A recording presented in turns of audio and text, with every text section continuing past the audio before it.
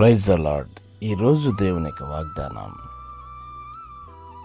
నీతిని, భక్తిని, విశ్వాసమును, ప్రేమను, ఓర్పును, సాత్వికమును సంపాదించుకున్నట్టుకు ప్రయాసపడుము.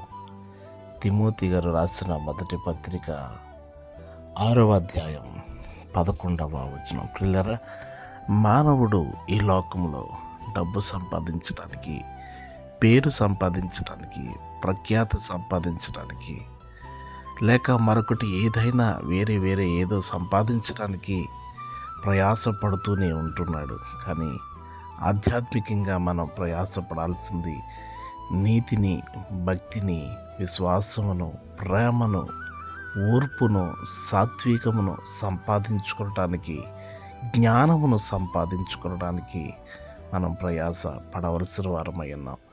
కనుక ఈ లోకంలో అశాశ్వతమైనటువంటి వాటి కొరకు మనం ప్రయాసపడకుండా శాశ్వతమైన దేవుని ప్రేమ కొరకు ప్రయాసపడదాం.